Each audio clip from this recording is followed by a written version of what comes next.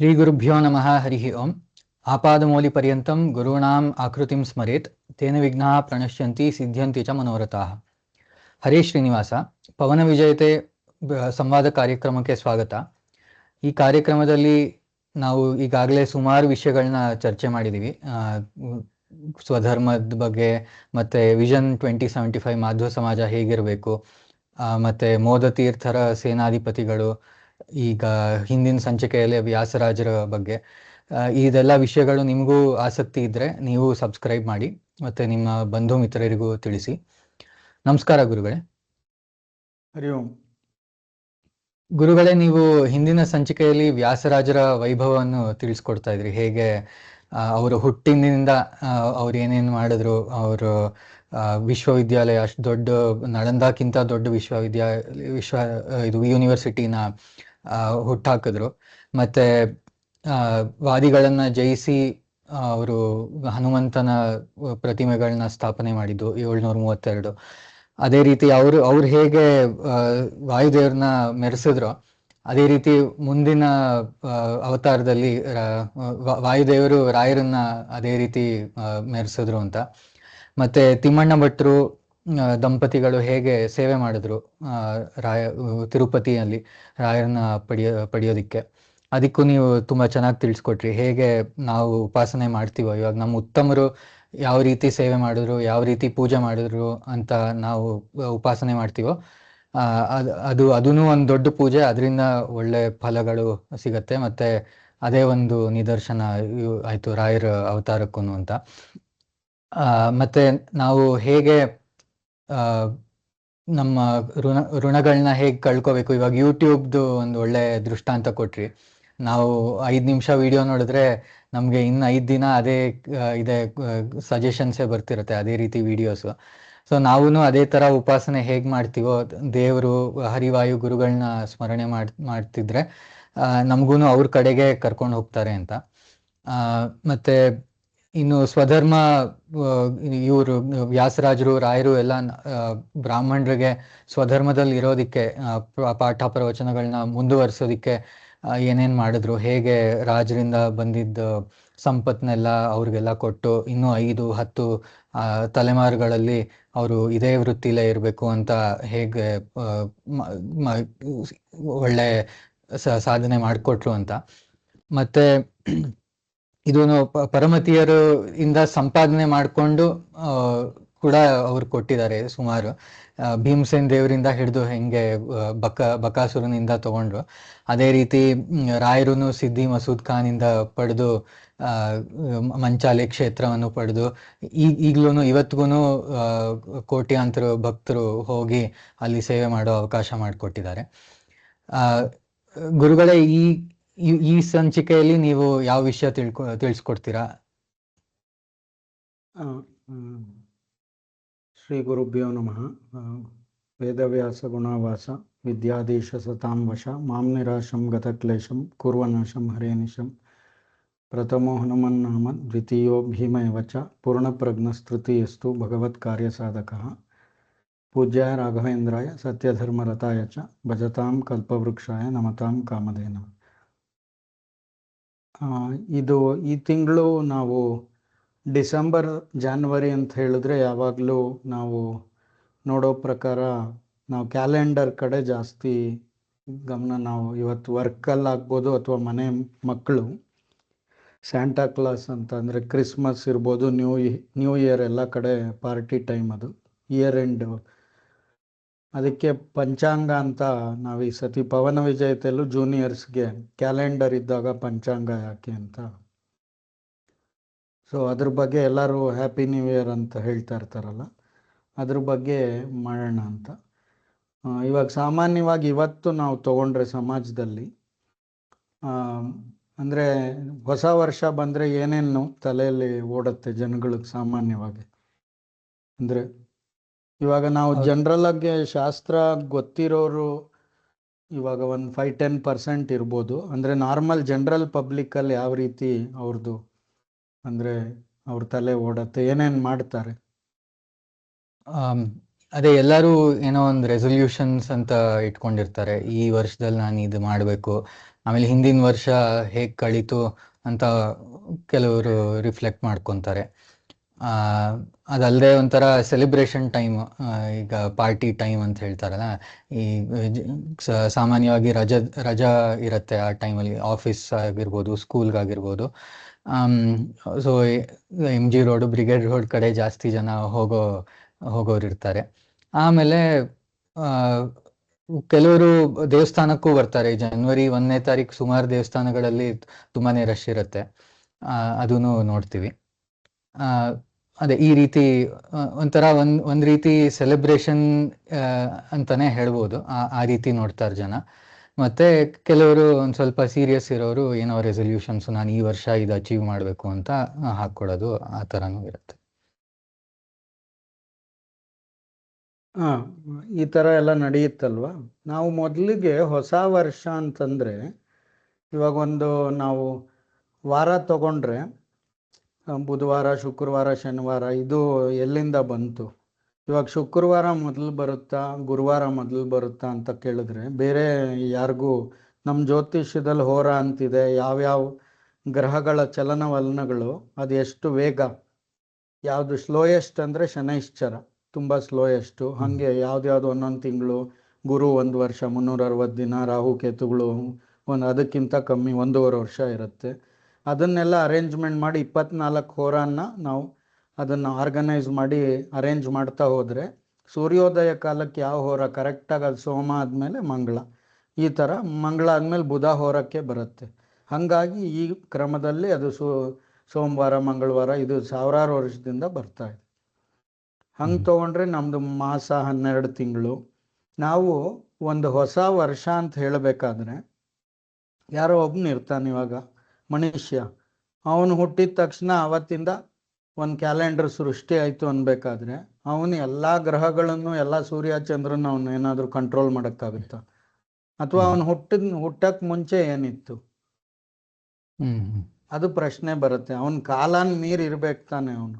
ಸೂರ್ಯ ಚಂದ್ರನ್ ನಾವು ನೋಡಿ time decide ಮಾಡ್ತೀವಿ ಅಂತಂದ್ರೆ, ಸೂರ್ಯ ಚಂದ್ರಕ್ಕಿಂತ ಅವನು ದೊಡ್ಡವನಾಗಿರ್ಬೇಕು. ಇಲ್ದೇ ಈ ಕಾಲಕ್ಕೆ ಅರ್ಥನೇ ಇಲ್ಲ. ಅದಕ್ಕೆ ನಮ್ಗೆ ಭಗವದ್ಗೀತೆಯಲ್ಲಿ ಶ್ರೀಕೃಷ್ಣ ಏನ್ ಹೇಳ್ತಾನೆ, ಕಾಲೋ ಅಸ್ಮಿ ಲೋಕ ಕ್ಷಯಕೃತ್ ಪ್ರವೃದ್ಧೋ ಲೋಕಾನ್. ಅಂದ್ರೆ ಅವನು ಪ್ರವೃತ್ತಿ, ಕಾಲನ ನಿಯಾಮಕ, ಅವನು ಕಾಲ ನಿಯಾಮಕ, ಕಾಲ ಪ್ರವರ್ತಕ ಅಂತ ಜಗನ್ನಾಥ ದಾಸರು ಹೇಳ್ತಾರೆ. ಅವನು ಈ ಕಾಲನ ಲೋಕಕ್ಷಯ, ಅದನ್ನು ಸಂಹಾರ ಮಾಡೋನು, ಸೃಷ್ಟಿ ಮಾಡೋನು, ಸ್ಥಿತಿ ಲಯ ಎಲ್ಲ ಮಾಡೋನು ಒಬ್ಬನಿದ್ದಾನೆ. ಅವನು ಕೃಷ್ಣ, ಶ್ರೀಕೃಷ್ಣ ಅದು ನಾನೇ ಅಂತ ಹೇಳ್ತಾನೆ ಅರ್ಜುನನ್ಗೆ. ಮತ್ತೆ ಭಾಗವತದಲ್ಲಿ ನಮಗೆ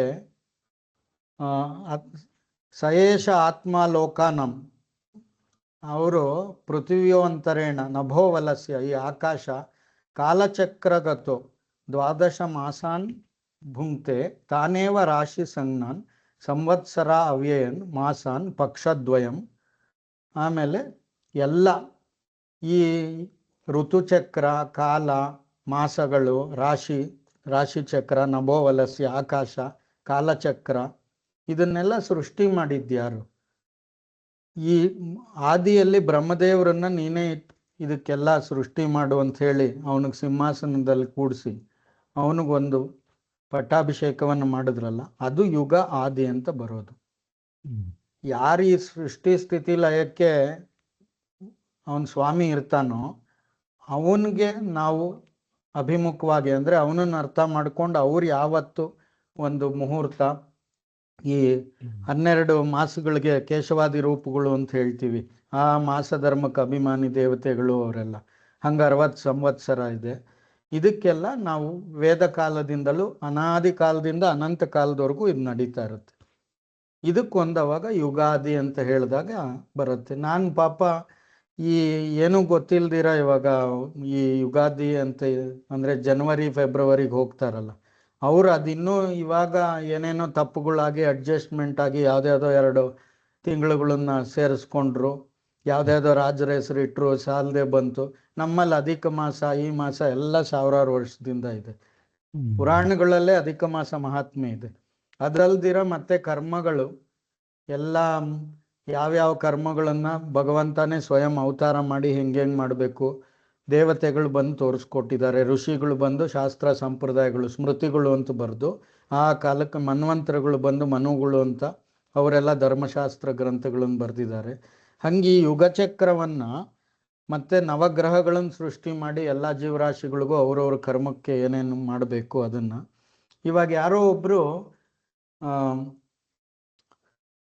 ಕ್ರಿಶ್ಚಿಯನ್ ಇದ್ದಾನೆ, ಅವನು ನಮ್ಮ ಯುಗಾದಿಗೆ ಅವರು ಇದಕ್ಕೆ ಬಂದರೆ ಆಗತ್ತಾ? ನಮ್ಮ ದೇವ್ರಿಗೆ, ನಾರಾಯಣ ದೇವ್ರಿಗೆ ಆ ಥರ ಹಾಂ ಇಲ್ಲ. ಯಾಕೆ? ಯುಗಾದಿಗೆ ಒಬ್ಬ ಕ್ರಿಶ್ಚಿಯನ್ನು ಹೋಗ್ಬಿಟ್ಟು ಚರ್ಚಲ್ಲಿ ನನಗೆ ಯುಗಾದಿ ಅನುಗ್ರಹ ಮಾಡು ಅಂದ್ರೆ ಏನಂತಾನೆ ಜೀಸಸ್ಸು? ಅಲ್ಲ, ಇದು ಅಲ್ಲಿ ಏನು ಇದೇ ಇಲ್ಲ. ಯಾಕಂದ್ರೆ ಜೀಸಸ್ ಅಂತ ನಾನ್ ಜನವರಿ 1 ಅಪ್ಪ ಹೇಳ್ಕೊಟ್ಟಿದ್ದು ಅಂತ. ಹಂಗ ನಮ್ಮ ಹಿಂದೂಗಳು ದೇವಸ್ಥಾನಕ್ಕೆ ಜನವರಿ 1 ಹೋದ್ರೆ ದೇವ್ರು ನಗ್ತಾ ಇರ್ತಾನೆ. ಪುರಂದರದಾಸರು ನಗೆಯೂ ಬರುತ್ತಿದೆ ಎನಗೆ ನಗೆಯು, ಅವ್ರಿಗೆ ಹ್ಯಾಪಿನೂ ಇಲ್ಲ ನ್ಯೂವೂ ಇಲ್ಲ. ಯಾಕಂದ್ರೆ ಇಲ್ಲಿ ಹ್ಯಾಪಿ ಅನ್ನಕ್ಕೇನು ಅಂದ್ರೆ ಇದೆಲ್ಲ ವೇದ ಪುರಾಣ, ದೇವ್ರನ್ನ ಅರ್ಥ ಮಾಡ್ಕೊಂಡ್ರೆ ಹ್ಯಾಪಿ ಅಲ್ವಾ? ನಾವ್ ಯಾವ್ದೋ ಲೋಕದಲ್ಲಿ ನೆನ್ನೆ ಮೊನ್ನೆ ನಾಳೆ ಇನ್ನೊಬ್ರು ಬಂದು ಇನ್ನೊಂದು ಹ್ಯಾಪಿ ನ್ಯೂ ಇಯರ್ ಅಂತಾರೆ. ಅದಕ್ಕೆ ಆಧಾರ ಇರ್ಬೇಕಲ್ಲ. ಅದಕ್ಕೆ ಪಂಚಾಂಗ ಶ್ರವಣ ಅಂತೆಲ್ಲ ಮಾಡಿ ಅವಾಗ ಈ ರೆಸಲ್ಯೂಷನ್ನು ಅಷ್ಟೆ. ಇವಾಗ ಎಷ್ಟೋ ಜನ ಏನೋ ನಾನು ಹ್ಯಾಪಿ ಬರ್ತ್ಡೇ ಬಂತು, ಹೊಸ ವರ್ಷ ಬಂತು, ಅವ್ರು ಯಾರು ರೆಸಲ್ಯೂಷನ್ ತಗೊಳ್ಳೋರು ಯಾವುದೋ ಒಂದು ಕಾಲ ನಿಮಿತ್ತ ಅಥವಾ ಏನೋ ಯಾವುದೋ ಒಂದು ಪಿಕ್ಚರ್ ನೋಡಿದೆ ನಾನು ಬದಲಾಗ್ತೀನಿ, ಎಲ್ಲೋ ಏನೋ ಜಾಕಿರ್ ಹುಸೇನ್ ತಬ್ಲಾ ನೋಡಿದೆ ಚೇಂಜ್ ಆಗ್ತೀನಿ, ಅವಾಗ ತಬ್ಲಾ ಕಲಿಯಕ್ಕೆ ಹೋಗಿ 2 ದಿನಕ್ಕೆ ಬಿಟ್ಬಿಡ್ತಾರೆ. ಅದು ಶಿಸ್ತಿರಬೇಕು. ಅಂದರೆ ಅಭ್ಯಾಸ ಏನತು ಕೌಂತೆಯ, ಪ್ರತಿದಿನ ಯಾರು ಮಾಡ್ತಾರೋ ಅವ್ರು ಮಾತ್ರ. ಅದಕ್ಕೆ ನಮ್ಮ ಪುರಂದರದಾಸರು ಹೇಳ್ತಾರೆ ಅದೇ ಭಾಗವತ ಶ್ಲೋಕವನ್ನು, ಸಕಲ ಗ್ರಹ ಬಲ ನೀನೆ ಸರಸಿಜಾಕ್ಷ ನಿಖಿಲ ರಕ್ಷಕ. ಅದರಲ್ಲಿ ರವಿಚಂದ್ರ ಬುಧ ನೀನೆ, ರಾಹು ಕೇತುವು ನೀನೆ, ಕವಿ ಗುರು ಶನಿಯು ಮಂಗಳ, ಎಲ್ಲ ಈ ಏನು ಕಾಲಚಕ್ರಕ್ಕೆ ನವಗ್ರಹಗಳು ಶಿಂಶುಮಾರ ರೂಪಿ ಅವನ್ನೆಲ್ಲದನ್ನು ಕಂಟ್ರೋಲ್ ಮಾಡೋನು. ನಾವು ದಿನ ದೇವರ ಪೂಜೆಯಲ್ಲೂ ಕೂಡ ಶಿಂಶುಮಾರ ರೂಪ ದೇವರ ಪೂಜೆಯಲ್ಲಿ ಇರಲೇಬೇಕು. ದಿವಾರಾತ್ರಿಯು ನೀನೆ, ನವವಿಧಾನವು ನೀನೆ, ಭವರೋಗ ಹರ ನೀನೆ, ಭೇಷಜನು ನೀನೆ. ಅದರಲ್ಲಿ ಇವಾಗ ಎಷ್ಟೋ ಜನಕ್ಕೆ ಪಕ್ಷಮಾಸ ಅಂತಂದರೆ ಅದೇನೋ ಕೆಟ್ಟದ್ದು ಅನ್ಕೋತಾರ, ಅದು ಕೂಡ ದೇವರೇ. ಅದಕ್ಕೆ ಬೇರೇನು ಹೇಳಲ್ಲ ದಾಸರಾಯರು, ಪಕ್ಷಮಾಸವು ನೀನೆ ಅದು ಪರಮ ಮಂಗಳ, ಪರ್ವಕಾಲವು ನೀನೆ, ನಕ್ಷತ್ರ ಯೋಗ ತಿಥಿಕರಣ ನೀನೆ. ಅಂದರೆ ಪಂಚಾಂಗದಲ್ಲಿರೋನು ಯಾರು? ನಮ್ಮ ಲಕ್ಷ್ಮೀ ನಾರಾಯಣ ದೇವರು, ಅವನು ಕಾಲರೂಪಿ ಪರಮ. ಅಕ್ಷಯವೆಂದು ದ್ರೌಪದಿಯ ಮಾನವ ಕಾಯ್ದೆನಿ, ಪಕ್ಷಿ ವಾಹನ ದೀನ ರಕ್ಷಕ. ಇದರಲ್ಲಿ ಋತು ವತ್ಸರವು ನೀನೆ, ವ್ರತ ಯುಗಾದಿಯು ನೀನೆ, ಕ್ರತು ಹೋಮ ಯಜ್ಞ ಸದ್ಗತಿಯು ನೀನೆ, ಜಿತವಾಗಿ ಎನ್ನೊಡೆಯ ಪುರಂದರ ವಿಠಲನ ಸ್ತುತಿಗೆ ಸಿಲುಕದ ಮಹಾಮಹಿಮ ನೀನೆ ಅಂತ. ಇದನ್ನ ವಾದಿರಾಜರು ಅಂದರೆ ದಾಸರಾಯರು ಎಲ್ಲ ತಿಥಿ ವಾರ ನಕ್ಷತ್ರ ಮಾಸ ಯೋಗ ಕರ್ಣ ಎಲ್ಲ ನೀನೆ ಅಂತ ಹೇಳ್ತಾರೆ. ಇದು ಕೂಡ ದೇವರ ಭಗವದ್ ಆರಾಧನೆ. ಇದು ಹೊಸ ವರ್ಷ ಬಂದರೆ ವಾದಿರಾಜರು ನವಗ್ರಹ ಸ್ತೋತ್ರದಲ್ಲಿ ಕೊನೆಯಲ್ಲಿ ನವಂ ನವಂ ಮಮೈಶ್ವರ್ಯಂ ದಿಶಂತೇತೆ ನವಗ್ರಹ ಅಂತ ಹೇಳ್ತಾರೆ. ಹೊಸ ವರ್ಷ ಅಂತಲ್ಲ, ಪ್ರತಿದಿನ ನಾವು ಇಂದಿನ ದಿನವೇ ಶುಭ ದಿನವು ಅಂತ ದಾಸರಾಯರು ಹೇಳ್ದಂಗೆ ನಾವು ಯಾವತ್ತೆಲ್ಲ ಹರಿವಾಯು ಗುರುಗಳು ಸೇವೆ ಮಾಡ್ತೀವಿ ಅವತ್ತೆಲ್ಲ ಪರ್ವಕಾಲನೇ, ನಾವು ಅವತ್ತೇ ಯುಗಾದಿ, ಅವತ್ತೇ ದೀಪಾವಳಿ. ಅವಾಗ ನವಂ ನವಂ ಅಮೈಶ್ವರ್ಯಂ ಅಂದರೆ ಹೊಸ ಹೊಸ ಐಶ್ವರ್ಯ ಬರ್ತಾ ಇರುತ್ತೆ ನಮಗೆ. ಅವನ ಆರಾಧನೆನೇ ಹೊಸ ಐಶ್ವರ್ಯ. ಈ ಒಂದು ಅನುಸಂಧಾನದಲ್ಲಿ ನಾವು ಪಂಚಾಂಗ ಶ್ರವಣವನ್ನು ಮತ್ತು ಎಲ್ಲ ನಮ್ಮ ಪ್ರಾಚೀನ ಏನು ಅದ್ಯ ಬ್ರಹ್ಮಣ ದ್ವಿತೀಯ ಪರಾರ್ಧೆ ಶ್ರೀ ಶ್ವೇತ ವರಾಹ ಕಲ್ಪೆ ದಿನ ನಾವು ಮಾಡೋ ಸಂಕಲ್ಪ, ಎಲ್ಲ ಸಂಕಲ್ಪಕ್ಕೂ ದೇಶ ಕಾಲ ಪ್ರಧಾನವಾದ ಅಂಗ. ನಾವು ಕಾಲವನ್ನು ಸರಿಯಾಗಿ ಅರ್ಥ ಮಾಡಿಕೊಂಡು ಅದನ್ನು ಅವಾಗ ಕರ್ಮಕ್ಕೆ ಒಂದು ಬಲ ಬರುತ್ತೆ. ಆ ಕರ್ಮದಲ್ಲಿ ಸಿದ್ಧಿ ಬರಬೇಕು, ಕರ್ಮದಲ್ಲಿ ಶುದ್ಧಿ ಬರಬೇಕಾದ್ರೆ ನಾವು ಈ ದೇಶ ಕಾಲನ್ನು ಅದನ್ನು ಸರಿಯಾಗಿ ಅರ್ಥ ಮಾಡ್ಕೋಬೇಕು. ಹಾಗಾಗಿ ಈ ಹಿನ್ನೆಲೆಯಲ್ಲಿ ನಾವು ಯುಗಾದಿಯನ್ನು ಆಚರಣೆ ಮಾಡಿ ಇದನ್ನೇ ನಾವು ಪ್ರತಿಯೊಬ್ಬರಿಗೂ ತಿಳಿಸಿ ಅವ್ರಿಗೆ ಪಂಚಾಂಗ ಅಂದ್ರೇನು, ಪಂಚಾಂಗಗಳು, ಮತ್ತು ಯಾವ ರೀತಿ ನಮ್ಮ ಸಂಕಲ್ಪ, ಮತ್ತು ಈ ಸಂವತ್ಸರ ಅಂದ್ರೇನು, ಯೋಗ ಅಂದ್ರೇನು, ಮಾಸಗಳಂದ್ರೇನು, ಋತು, ಸಂವತ್ಸರ, ಯಾಕೆಲ್ಲ ದಿನ ತಿಥಿ ವಾರ ನಕ್ಷತ್ರ ಯೋಗ ಕರ್ಣ ಈ 5 ಅಂಗಗಳು, ಇದನ್ನೆಲ್ಲ ಸರಿಯಾಗಿ ಅರ್ಥ ಮಾಡಿಕೊಂಡಾಗ ನಮ್ಮ ಕರ್ಮಕ್ಕೂ ಅದಕ್ಕೆ ಶುದ್ಧಿ ಬಂದು ಅವಾಗ ತನ್ನ ಮೂಲಕ ನಾವು ಕರ್ಮಾಚರಣೆಗಳನ್ನು ಮಾಡಿದಾಗ ಅವಾಗ ಅದಕ್ಕೆ ಫಲ ನಾವೇನು ಅನ್ಕೋತೀವೋ ನಿರೀಕ್ಷಿತ ಫಲಗಳು ಸಿಗುತ್ತೆ. ಬಹಳ ಅದ್ಭುತವಾಗಿತ್ತು ಗುರುಗಳೇ. ನಮಗೆ ಹೇಗೆ ನಮ್ದು ಹೇಗ್ ಡಿಫ್ರೆಂಟ್ ಅಂತ ಅಂದ್ರೆ ಎಷ್ಟು ಹಿನ್ನೆಲೆ ಇದೆ, ಎಷ್ಟು ಪ್ರಮಾಣ ಇದೆ, ಅದು ನಾವು ಅದನ್ನ ಗುರ್ತಿಸಿ ನಾವೂನು ಆ ಅನುಸಂಧಾನ ಇಟ್ಕೊಂಡು ಯುಗಾದಿ ಆಚರಣೆ ಮಾಡಿ, ಯುಗಾದಿನೇ ಅಲ್ಲ ಅಂದ್ರೆ ನೀವು ಹೇಳ್ದಂಗೆ ಪ್ರತಿಯೊಂದು ದಿನಾಗ್ಲೂ ನಾವು ಸಂಕಲ್ಪ ಹೇಳುವಾಗ ಇದೆಲ್ಲ ಒಂದ್ ಸ್ವಲ್ಪ ಅನುಸಂಧಾನಕ್ಕೆ ತಂದ್ರೆ ಕರ್ಮ ಶುದ್ಧಿ ಆಗೋದು ತುಂಬಾನೇ ಚೆನ್ನಾಗಿತ್ತು. ಒಳ್ಳೆ ವಿಷಯಗಳು ತಿಳಿಸ್ಕೊಟ್ರಿ. ಗುರುಗಳೇ, ಮುಂದಿನ ಸಂಚಿಕೆಯಲ್ಲಿ ಇನ್ನೂ ಹೊಸ ವಿಷಯಗಳನ್ನ ತಗೊಂಡ್ ಬರ್ಬೇಕು ಅಂತ ಪ್ರಾರ್ಥನೆ ಮಾಡ್ತಾ ಇದೀವಿ. ನಮಸ್ಕಾರಗಳು. ಧನ್ಯವಾದ. ಕೃಷ್ಣ ಅರ್ಪಣ.